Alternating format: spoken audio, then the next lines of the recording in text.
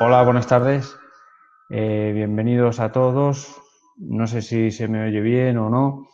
Entiendo que sí. Vale, genial. Ya me dicen que sí.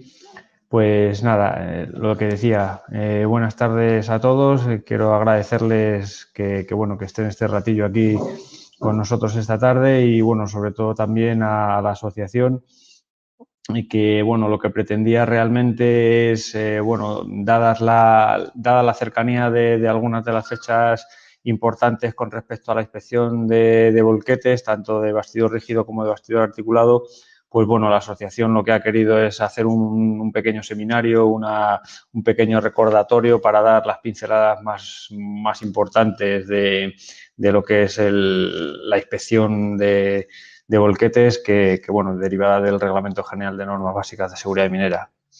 Entonces, bueno, pues nada, vamos a comenzar. Ya les digo, la idea fundamental es, bueno, pues dar las pinceladas y los aspectos más importantes referentes a la inspección de volquetes. Entonces, bueno, pues comenzamos y, bueno, lo que sí que saben todos es que, bueno, la inspección técnica de volquetes es un requerimiento de la orden de la ITC 1607/2009, por la que se aprueba la ITC correspondiente, que es la 2201. Y bueno, es la ITC que habla de puesta en servicio, mantenimiento, reparación e inspección de equipos de trabajo. Nosotros básicamente nos vamos a centrar en el punto 5, la inspección de equipos de trabajo y en concreto pues a la inspección técnica de volquetes. Este es el índice de la ITC, que bueno, el punto 1 es el objeto y ámbito de aplicación, que pasaremos un poco por él, porque bueno, es muy importante saber qué es de aplicación y qué no es de aplicación en cuanto a la ITC. Y luego, bueno, en los puntos 2, 3 y 4, en cuanto a puesta en servicio, mantenimiento y talleres habilitados, no vamos a pasar por ellos y directamente nos vamos a ir al punto 5, que sí que es el que regula la inspección de maquinaria móvil o semimóvil y en concreto los volquetes. Simplemente decir que, bueno, que el Reglamento General de Normas Básicas y la ITC establece que las inspecciones serán realizadas por una ECA minera acreditada por ENAC. Y, bueno, en concreto, pues en cuanto a la orden a la ITC, que es del 9 de junio del 2009, pues bueno, el jueves 18 de junio del 2009 entra en vigor, el 18 de junio del 2010 el apartado 4, talleres habilitados, es modificada posteriormente por la ITC de 2060, pero bueno, en resumidas cuentas, a nivel de fechas, en cuanto a la ITC ya está todo vigente. ¿De acuerdo? Eso es lo que hay que tener en cuenta, que la ITC está totalmente en vigor. Y el punto 1 de la ITC, en cuanto al objeto de campo de aplicación, es muy importante, sobre todo en cuanto a la inspección de maquinaria móvil y semimóvil. Vamos, en cuanto a la inspección de maquinaria móvil se refiere, el punto 1, el párrafo 1 dice: constituye objeto de la presente ITC el desarrollo de los artículos 10 al 15 del Reglamento General de Normas Básicas con relación a los equipos de trabajo utilizados en actividades mineras. Y luego el último párrafo que ven aquí, que es muy importante, dice: esta ITC no es de aplicación a los vehículos homologados y matriculados para la circulación por red de carreteras del Estado, utilizados para el transporte exclusivo de personas o de mercancías por carretera. Este punto es muy importante porque excluye determinados vehículos que sí se utilizan en minería y además expresamente también viene recogido en las especificaciones técnicas de inspección tanto de volquetes de bastidor rígido como de bastidor articulado. De hecho, por ejemplo, en la especificación técnica de volquetes de bastidor rígido, en el punto 1, objeto y campo de aplicación, cita textualmente, dice: quedan excluidos los volquetes de bastidor rígido sobre ruedas diseñados, 1, expresamente para uso en el interior de túneles o galerías, y 2, camiones volquete de bastidor rígido diseñados expresamente para su uso en vías públicas y mini volquetes de bastidor rígido. ¿Esto qué quiere decir? Que, por ejemplo, los dúmperes de bastidor rígido pequeños o volquetes utilizados, por ejemplo, en jardinería, etcétera, están excluidos, ¿vale? Lógicamente, todo lo que es para interior de túneles o galerías también está excluido. Y lo mismo cita la especificación técnica de volquetes de bastidor articulado. También en su punto 1, en el objeto y campo de aplicación, dice: quedan excluidos los volquetes de bastidor articulado sobre ruedas diseñados expresamente para su uso en interior de túneles y camiones volquetes articulados expresamente para su uso en vías públicas y minivolquetes. ¿Esto qué quiere decir? Por ejemplo, la bañera que vemos aquí, que son camiones que se utilizan para la circulación, homologados y matriculados para la circulación por la red de carreteras del Estado, están excluidos. Es decir, concretamente, las bañeras que se utilizan en un porcentaje muy elevado en nuestras canteras, graveras, etcétera, están excluidas de esta ITC. Es decir, esos vehículos que ya están homologados para la circulación por la carretera ya tienen su ITV correspondiente con respecto al reglamento de circulación por carretera, ¿vale? Y están excluidos. No ocurre así, por ejemplo, con las palas cargadoras. La especificación técnica de palas cargadoras no excluye estas. ¿Por qué? Pues porque hay, independientemente de que haya palas cargadoras que pasen o no pasen ITV por estar o no matriculadas, sí que es de aplicación la especificación técnica de cargadoras para ellas, ¿vale? Pero bueno, en concreto, estamos hablando de que es un punto muy importante porque hay muchos vehículos, como digo, en cuanto a bañeras, que se utilizan en las explotaciones y que no es de aplicación esta especificación técnica. Por lo tanto, no tienen obligatoriedad de pasar esta inspección. En cuanto a la inspección técnica, lo que dice la ITC en el punto 5, dice: los equipos de trabajo, máquinas móviles o semimóviles se deben someter a una inspección por parte de una entidad colaboradora.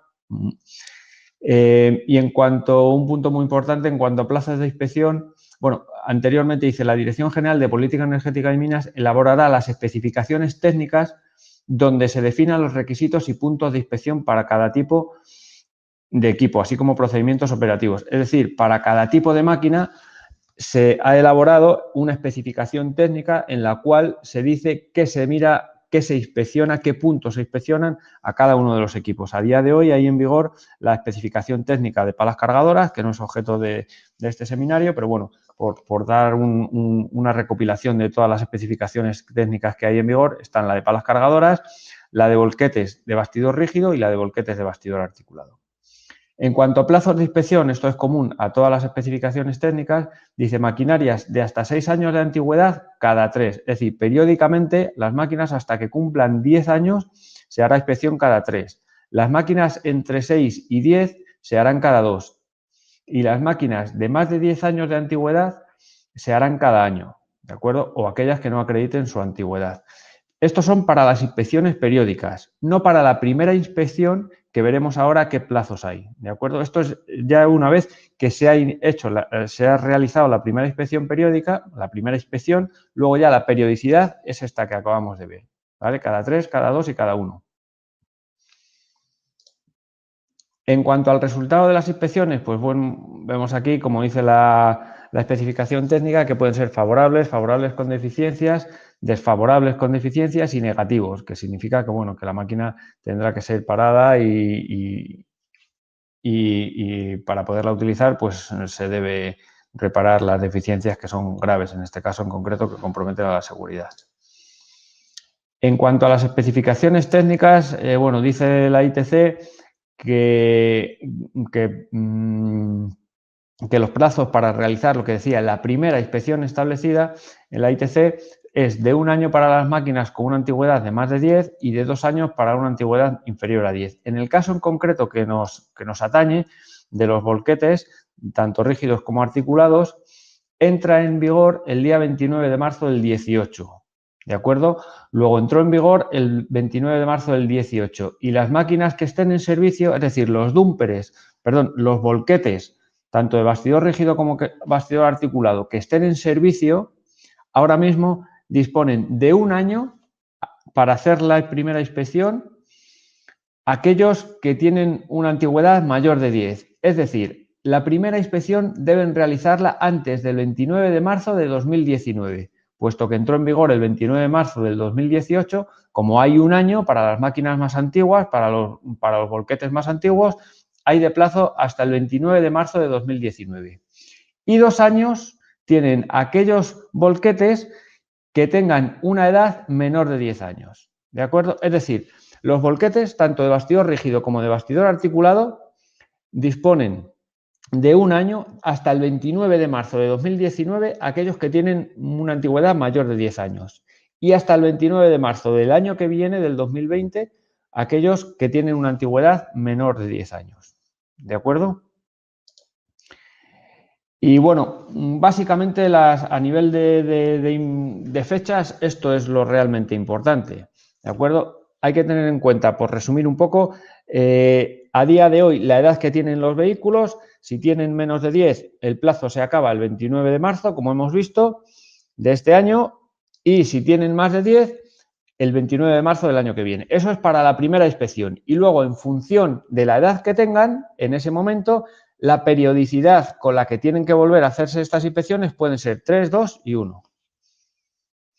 Vale, esto en cuanto bueno, yo creo que esto es lo más importante de la especificación técnica. Hay que tener en cuenta, por un lado, lo que es de aplicación y lo que no es de aplicación, y una vez que sabemos claro que mis máquinas, sobre todo que mis volquetes, son de aplicación, ver en función de la edad cuándo tengo que realizar la primera inspección y luego la periodicidad. ¿De acuerdo?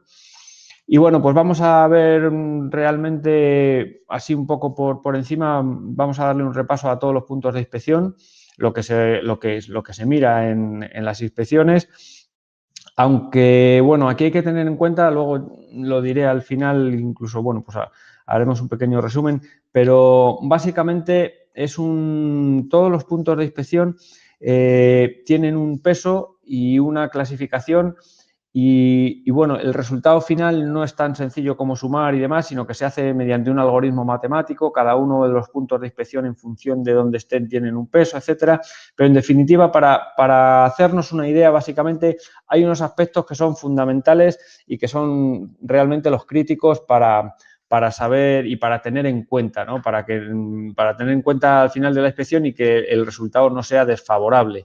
O mejor dicho, hay algunos puntos en los cuales, si está mal, el resultado es desfavorable y conlleva una parada de la máquina. Son puntos muy críticos y muy concretos que son, básicamente, por resumir, son neumáticos, el estado de los neumáticos, que no tengan cortes, desgastes, etcétera, en función de los criterios que tiene la especificación técnica.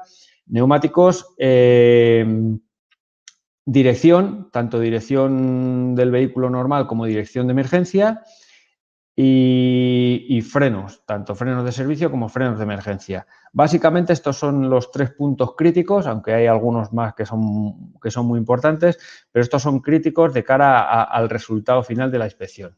¿De acuerdo? Entonces, bueno, como decía, vamos a ir dándole un repaso en cuanto a los puntos de inspección y, bueno, comenzamos por la documentación, el manual de instrucciones. Pues todas las máquinas es necesario que lleven su manual de instrucciones para poder ser consultado por el operador. En cuanto al chasis, pues bueno, se hace una revisión tanto del bastidor delantero como del trasero, los anclajes del bloque motor, de la caja, de las orejetas de giro, apoyos de caja, parachoques, etcétera. En cuanto a los neumáticos, como decía, que es un punto muy, muy importante de cara al resultado final, pues hay tanto un apartado para los neumáticos delanteros como para los traseros y, bueno, se verifica el igual estado de desgaste entre unos y otros, si disponen de tacos arrancados, el desgaste regular o irregular de la banda de rodadura de cada uno de los neumáticos, si tienen cortes en flancos, etcétera, si faltan tornillos, el estado de las llantas, y igualmente pues, ocurre con los neumáticos traseros, ¿de acuerdo? Luego, en cuanto a los sistemas de suspensión, pues en cuanto a los amortiguadores delanteros, se verifica si hay fugas de aceites, anclajes, los anclajes de los mismos, el estado. Igual ocurre con los traseros. Y bueno, pues si son por ballestas o silent blocks, no son amortiguadores, pues se verifica su anclaje y su estado también. En cuanto a los sistemas de dirección, se verifica, bueno, pues en cuanto a la dirección principal, tanto volante, la columna de dirección, holguras que podamos tener tanto en volante o joystick que pueda haber, holguras en cilindros, en volante, como decía, topes de giro, simetría y cilindros. Y luego la dirección de emergencia. Es muy importante, lógicamente, la dirección principal, pero por experiencia y ya con los años que llevamos viendo en este tipo de máquinas, el tema de la dirección, es muy importante la dirección de emergencia porque hay ocasiones en las que funciona o no funciona, depende, en general sí que funciona, pero es muy habitual que ni siquiera el operador sepa dónde está la dirección de emergencia, puesto que habitualmente no se utiliza. Entonces, es relativamente frecuente que si el técnico no le dice al operario dónde está la dirección de emergencia o cómo se utiliza, o incluso si no hay un manual de instrucciones, hay veces que a lo mejor es bastante complicado probarla. Hombre, a ver, los técnicos generalmente saben cómo probarla porque hay dos tipos, básicamente se utilizan dos tipos de dirección de emergencia. Aquella que se conecta la bomba de la dirección, de los hidráulicos de la dirección directamente a la batería mediante un interruptor que tienes que tener pulsado, o bien mediante el propio movimiento de las ruedas. Una vez que las ruedas están dotadas de movimiento, o bien en una pendiente, o bien al remolcarse, pues directamente tenemos dirección de emergencia. Pero bueno, quiero decir que este es un punto muy importante que puede llevar a una paralización de la máquina y que en ocasiones, pues bueno, es hasta difícil probar o sobre todo porque no se utiliza habitualmente, por dejadez. Luego los sistemas de dirección de emergencia vas a probarlos y no funcionan. O sea, quiero decir, simplemente hacer hincapié en que este punto pues es un punto importante a la hora de la inspección. En cuanto a los sistemas de frenado, pues también se verifica freno de servicio, freno de emergencia, freno de estacionamiento, retardador y, bueno, se verifica si hay fugas de aceite, etcétera. En general, el estado del sistema de frenado. En cuanto al motor, bueno, pues se le echa son pruebas visuales todas. En cuanto al sistema de combustible, depósitos, sistema de llenado rápido, conducciones. El sistema de refrigeración igual, se verifica que no haya fugas en radiador, depósitos, ventilador, nivel de aceite, nivel de refrigerante, de los tapones de llenado, etcétera. Y bueno, pues en compartimento motor, pues fugas de aceite, niveles, correas, etcétera. En cuanto al tren de impulsión, pues igual es una revisión visual. No suele haber problemas en estos puntos en cuanto a la transmisión y en cuanto a los mandos finales, como mucho fugas, pero no son defectos graves que puedan influir por sí solos en una paralización de la máquina en general. Se verifica también tanto el sistema hidráulico como el neumático, depósitos, calderines, conducciones, nivel, etcétera. Y bueno, pues en cuanto a las estructuras de protección, se verifica el estado, tanto si es una FOPS como una ROPS, el estado de la cabina, que no haya sido manipulada, etcétera. Y luego en cuanto a los elementos de acceso, pues tanto el acceso a la cabina como a los puntos de mantenimiento, pues escaleras, barandillas, estriberas, asideros, etcétera. Plataformas de estacionamiento, son puntos importantes, pero como decía, no son críticos para el resultado final, para una paralización. En cuanto al puesto del operador, pues igual, la seguridad de la cabina, en cuanto a las cerraduras, cristales, soportes, espejos, etcétera. En cuanto al asiento del operador, reglajes, cinturones de seguridad. Aquí, en cuanto a los cinturones de seguridad, a ver, hay un aspecto importante y bueno, se da en muchas ocasiones. La especificación técnica te dice que hay un punto en el que te habla de los cinturones de seguridad y te dice si se ha reemplazado en la fecha en la que dice el fabricante. Y esto hay veces que genera determinados problemas, aparte del estado, lógicamente, pero ya suponiendo que el estado sea bueno y el funcionamiento, hay fabricantes, se da la circunstancia de que hay fabricantes que le ponen fecha de caducidad a los cinturones de seguridad y hay fabricantes en los que no. Entonces, si el cinturón de seguridad tiene una fecha, pues hay que reemplazarlo en fecha, está claro. Y si no lo tiene, pues es un punto que no aplica, que el inspector pondrá simplemente que no aplica porque no tiene fecha de caducidad y verificará su estado y su funcionamiento. Quiero decir con esto que se da la circunstancia de que hay máquinas, hay camiones, hay volquetes en los que el cinturón de seguridad tiene una fecha y ha caducado y funciona y está perfecto, pero ha caducado según el fabricante, y sin embargo hay otros que a lo mejor tienen más años que este primero, sin embargo, como no consta fecha de caducidad por el fabricante y el funcionamiento es correcto y el estado del cinturón es correcto, pues se da por bueno. Entonces, bueno, esos son matices y son anécdotas, por así decirlo, son características que, bueno, que se dan en la especificación técnica al aplicarla y teniendo la realidad en la mano de unos fabricantes u otros, ¿vale? Y luego, bueno, pues las condiciones ambientales también de los burletes de puertas y ventanas, simbología, mandos, limpieza, filtros de polvo, funcionamiento del sistema de climatización y refrigeración, etcétera. En cuanto a información de seguridad en cabina, los indicadores, las luces, lógicamente interiores que funcionen y pruebas de funcionamiento de todos los dispositivos. En cuanto a la puesta en marcha y la parada, pues bueno, se comprueba pues la llave, por así decirlo, la puesta en marcha, la parada y, bueno, desconectador de baterías también en cuanto al sistema eléctrico, que luego veremos. En cuanto a las trabas de seguridad, se verifica que tengan operativas y estén correctas todas las trabas necesarias. En cuanto a la caja de volquete, pues igual, si es adecuada la máquina, si cuenta con suplementos laterales adecuados, autorizados, según la utilización de la máquina, el estado de la caja, bulones, neutralización de los mandos de la caja, topes de apoyo, etcétera. Bueno, todo lo correspondiente a la caja. En cuanto a los resguardos, pues bueno, resguardos de compartimentos, ventiladores, correas, elementos a alta temperatura, etcétera. En cuanto a los indicadores de advertencia, pues se verifican los indicadores de cabina, todos los de la máquina, los puntos de remolcado, etcétera. En cuanto a la protección contra incendios, se verifica el estado del material ignífugo del motor y bueno, el sistema de extinción, que habitualmente son extintores. En cuanto al sistema eléctrico, lo que comentaba, baterías, instalación y dispositivo cortacorrientes. En cuanto a los avisadores acústicos, pues bueno, marcha atrás, bocina, puesta en marcha, etcétera. Y en cuanto al ruido en cabina, vibraciones y gases, pues bueno, se verifican tal y como dice la especificación técnica. Con esto lo que se hace es simular una serie de ciclos.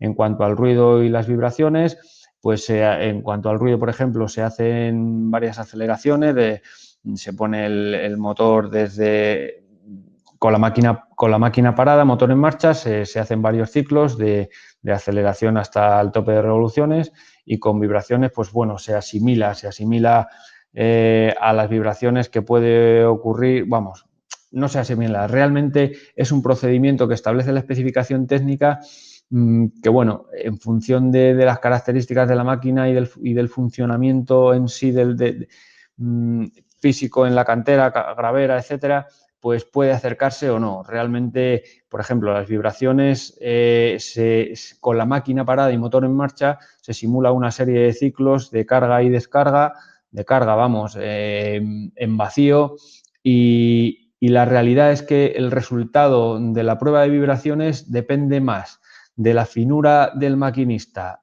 en esos momentos de manejar los mandos y de los propios mandos de la máquina que de otra cosa, porque podemos tener, por ejemplo, una máquina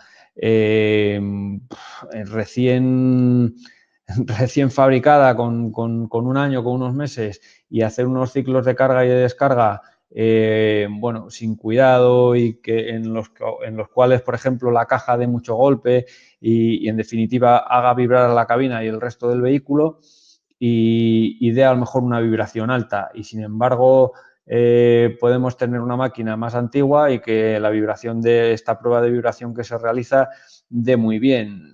Quiero decir que, bueno, no es significativo. Lo más significativo es realmente la utilización que se le dé a esa máquina y el estado de la máquina en cuanto a amortiguadores, pistas por las que circula, etcétera. Pero bueno, lo que se hace realmente, lo que dice la especificación técnica, es esto. Entonces, tanto vibraciones como ruido son pruebas que realmente dependen, sobre todo vibraciones, dependen básicamente del maquinista, de lo fino que sea cuando se hacen las operaciones. Y luego, en cuanto a opacidad y gases de escape, pues bueno, se verifican tanto el CO, el HC, el NOx y el CO2, Y bueno, pero sí que quería destacar que estos tres aspectos, tanto ruido, vibraciones y opacidad, realmente tienen un peso muy pequeño en cuanto al resultado final de la inspección. Por lo tanto, no suelen ser relevantes en cuanto al resultado final, ¿vale? Lo que sí son relevantes, lo que decía antes al principio, tema de neumáticos, tema de frenos y tema de direcciones, ¿de acuerdo? Y luego, por ir terminando, hay un punto que es muy importante y suele pasar a veces incluso desapercibido, ¿no? Y realmente sí que es importante por lo que vamos a ver. Es el anexo 12 de cada una de las especificaciones técnicas, tanto de la de volquetes de bastidor rígido y volquetes de bastidor articulado. Y es que el anexo 12 detalla, leo textualmente, el anexo detalla algunas circunstancias especiales en que puede dar lugar a un informe favorable con restricción de uso en una unidad inspeccionada. Es decir, por así decirlo, para quedarnos con una idea, hay defectos graves que llevarían generalmente con otros a una paralización de la máquina. Sin embargo, si se dan en esa máquina esos defectos única y exclusivamente, se puede seguir utilizando la máquina bajo unas restricciones. Y pongo un ejemplo. Dice aquí, máquinas puestas en servicio antes de 1995, no equipadas con sistema de dirección de emergencia por el fabricante. Dice, si no existen otras deficiencias adicionales, lo que decía, si es solamente esta deficiencia que lleve la máquina a una valoración negativa y no es posible su instalación por motivos técnicos o económicos, estas se tratarán como deficiencias de nivel 1, no 3, como sería, por ejemplo, el no funcionamiento en general, el no funcionamiento de una dirección de emergencia en un volquete llevaría a una paralización, ¿vale? A un resultado negativo. Sin embargo, si ocurre solamente esto, que son máquinas puestas en servicio antes del 95, que no tienen dirección de emergencia, que solo tienen ese defecto y que es muy difícil su instalación por motivos técnicos o económicos, se tratarán como deficiencias, como digo, de nivel 1, con limitación técnica de velocidad de la máquina a 20 km por hora, condicionando la validez del certificado de inspección a este límite de velocidad. Es decir, que si tenemos una máquina de estas características y solo tiene el defecto de que no tiene dirección de emergencia, se puede seguir utilizando, no lleva una paralización, se puede seguir utilizando, pero con una restricción de una velocidad máxima de 20 km por hora. Algo parecido pasa, por ejemplo, con un sistema con los sistemas de frenado que no sean los de seguridad positiva, es decir, que no se bloqueen a falta de energía. Habitualmente llevan este sistema. ¿Qué ocurre? Pues lo mismo que con el sistema de dirección de emergencia. Las puestas en servicio antes del 95 y que no lleven este sistema de frenado con los requisitos de seguridad positiva, dice lo mismo. Si no existen otras deficiencias adicionales que lleven la máquina a una valoración desfavorable o negativa y no es posible por motivos técnicos o económicos su instalación, se volverán a tratar como deficiencias de nivel 1, con restricciones de uso a lugares y pistas con pendientes máximas del 10% y velocidad de 20 km por hora.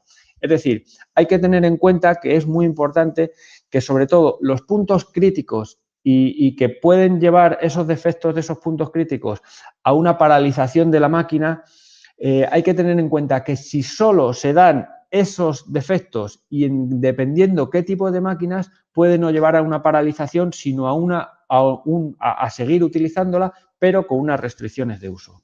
¿De acuerdo? Esto es muy importante porque evita al titular de la máquina, lo primero, una paralización y lo segundo, pues a lo mejor un gasto económico o intentar colocar una serie de sistemas de seguridad a unas máquinas en las cuales no es posible. Entonces, se puede seguir utilizando esa misma máquina, pero con una restricción de uso que habitualmente es de velocidad y de pendientes. ¿Vale? Esto es un punto muy importante.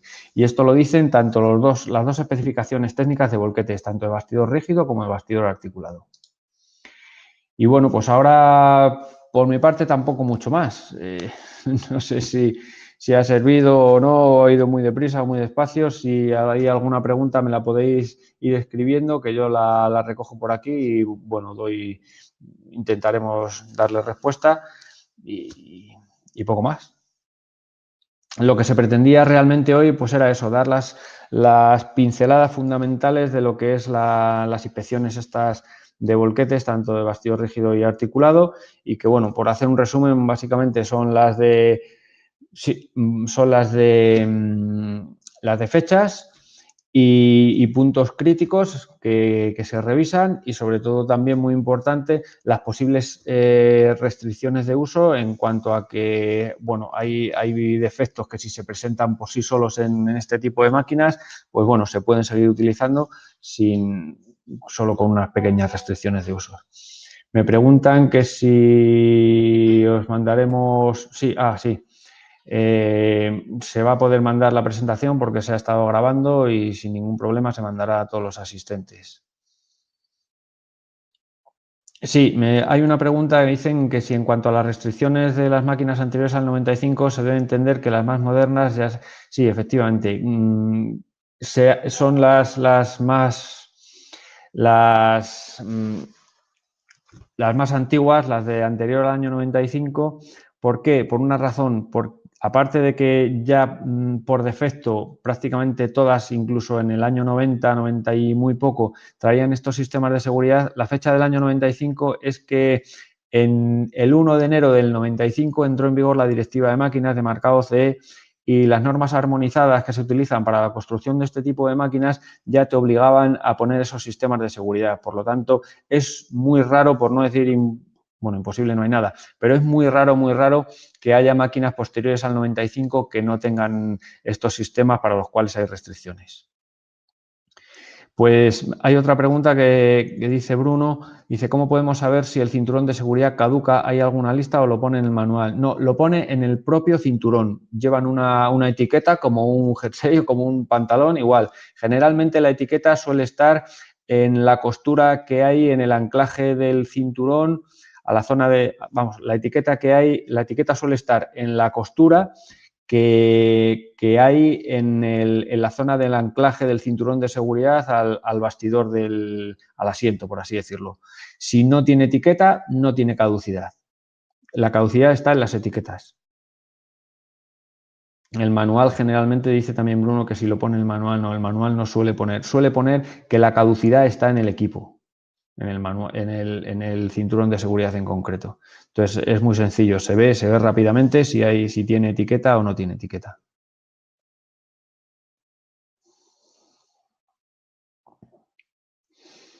No sé si alguien tiene alguna preguntilla más o algo. Lo bueno de estar así a distancia es que nadie me puede tirar ningún tomate, ni ningún huevo, ni nada, si lo he hecho muy mal, o sea que...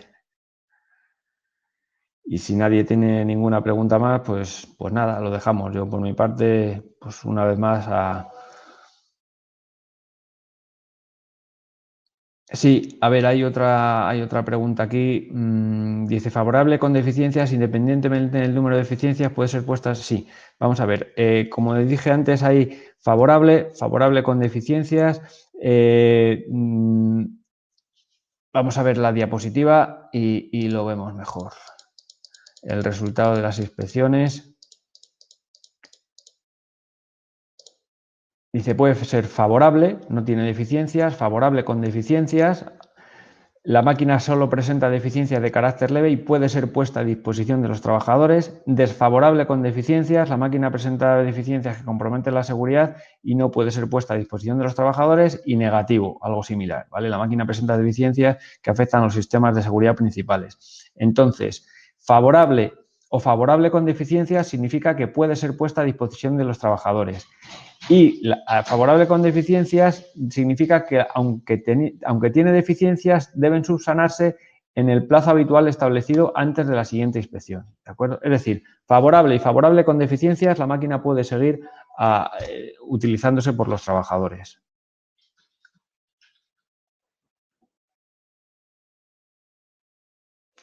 Me preguntan, ¿el mecanismo para bajar la caja con el motor apagado debe salir en el manual? ¿No? Sí, efectivamente. Todos los sistemas, tanto bloqueo de mandos como bajada rápida, como bloqueo de los mandos, etcétera, están todos explicados en el manual de instrucciones porque no todos los fabricantes tienen los mismos sistemas de accionamiento de la caja. Dice, hay otra pregunta, dice, ¿están incluidos estos párrafos en la especificación técnica?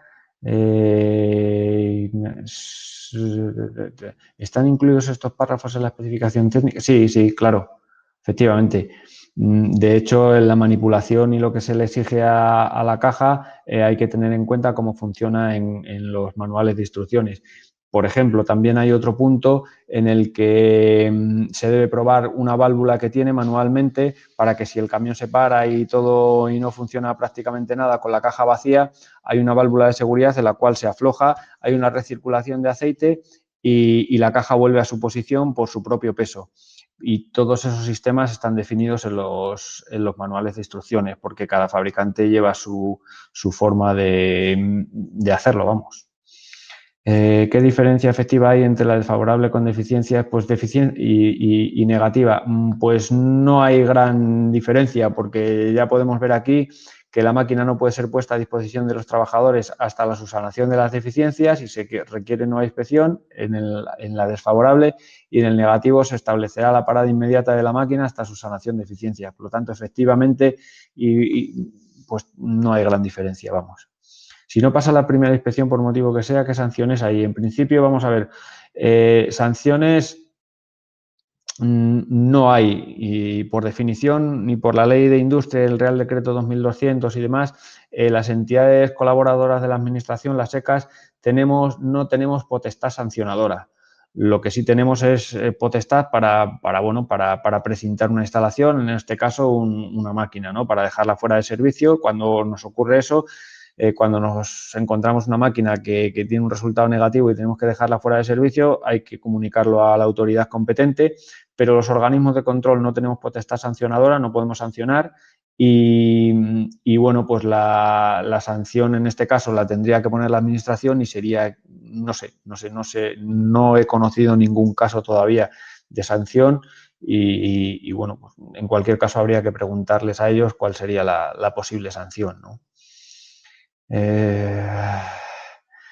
Dice, me refiero a las definiciones del resultado de las inspecciones periódicas. Sí, claro, estas son las definiciones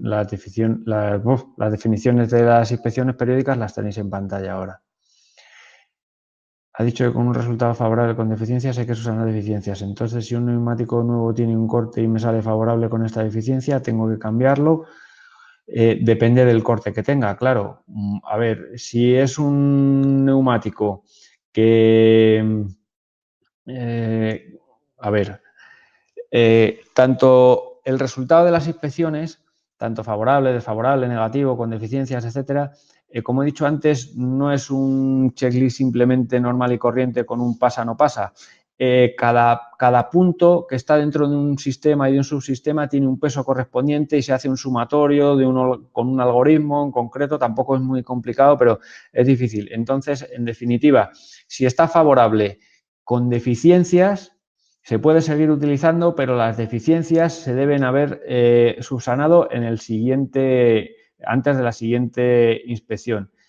En el caso concreto de un neumático, si el neumático tiene un defecto grave y está para cambiar, posiblemente salga la inspección desfavorable con deficiencias o negativo, porque tiene un peso muy alto.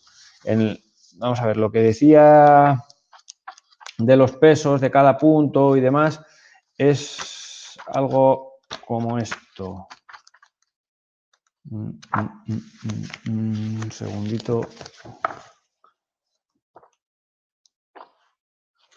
No sé si se ve aquí bien en pantalla o no. Es un algoritmo matemático de sumatorios, del peso de cada punto, etcétera. Y el peso de cada punto en concreto viene dentro de un sistema y subsistema que están en la especificación técnica, que es este, por ejemplo. ¿Vale? No sé si se ve bien. Entonces, como podéis ver aquí, realmente no se trata de que un punto esté en concreto para cambiar o no, sino se trata del resultado final, ¿vale? Si el resultado final, como decimos, es desfavorable con deficiencias, hay que subsanar los defectos. Es que depende también del número de defectos porque se hace un sumatorio. Eso en concreto hay que revisarlo. ¿Por qué? Me explico. Si tenemos una máquina con 10 defectos, el sumatorio de todos, del peso de cada uno, me puede llevar a que sea desfavorable con deficiencias. O, por ejemplo, favorable, imaginemos que sale favorable con deficiencias y tengo 10 deficiencias. De esas deficiencias, si subsano 6 o 7 o 5 o 3, dependiendo de la importancia del peso de cada una de ellas, puedo que subsanando 2 o 3 ya me salga favorable con deficiencias. Y entonces la máquina está favorable con esas deficiencias, tengo que subsanarlas antes de la siguiente, pero ya me sale favorable, ¿de acuerdo? Entonces lo de los neumáticos, hombre, en general, si un neumático está para cambiar, la inspección va a salir desfavorable, porque tiene mucho peso. Entonces, o bien está para cambiar y hay que ver casi que es desfavorable o negativa a la inspección, o bien está para funcionar, ¿vale? Ha dicho que un resultado favorable, vale. No sé si ha quedado claro, Pablo. Si un neumático tiene un corte, seguramente te salga negativo y esté para cambiar. De hecho, eso se puede comprobar, porque cuando hacemos el sumatorio, tú imagínate, Pablo, que tienes una máquina en la que hay 6 o 7 defectos. Uno de ellos es un neumático y te sale desfavorable, con deficiencias. Si simulamos en el cálculo que has cambiado el neumático, posiblemente si quitamos ese peso y imaginamos que ese neumático le has cambiado y le eliminamos de la lista y seguimos con el resto, seguramente te salga favorable con deficiencias. Pues entonces está claro, ese neumático hay que cambiarlo, ¿vale? Los neumáticos es una cosa muy, muy sencilla porque por sí solos, si está para cambiar, aunque no haya más defectos, sale negativo, sale desfavorable. Os lo voy a buscar para que lo veáis, pero en el punto de los neumáticos ya veréis que tienen un peso 3 sobre 3 en un sistema 3, con lo cual, en cuanto haya un defecto en un neumático, están para cambiar. Mirad, aquí lo veis. Sistemas de amortiguación. Neumáticos. No sé si lo apreciáis bien o no. Voy a intentarlo. Vamos a ver. Aquí veis, en cuanto a neumáticos, un segundito, en cuanto a neumáticos, veis aquí que tiene un peso de 3 en un subsistema de 3 y un peso 3.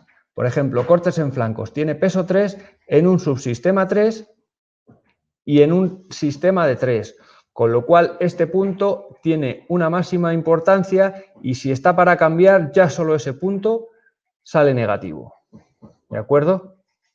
No sé si lo veis bien. Tenemos en cuanto a cortes en flancos, tenemos aquí un 3, está dentro de un subsistema que también tiene peso 3 y de un sistema que tiene peso 3. Es el máximo peso que tiene el sistema, el punto. Por lo tanto, si está para cambiarlo, simplemente con ese negativo, con ese neumático que está para cambiar, te sale negativo.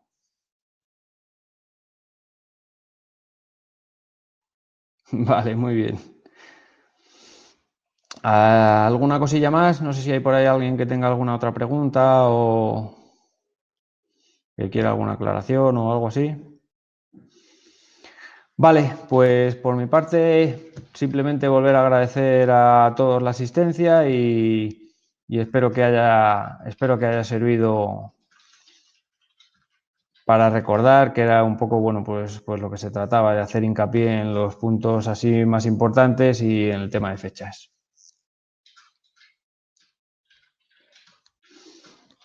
Muy bien, pues muchas gracias a todos. Un saludo.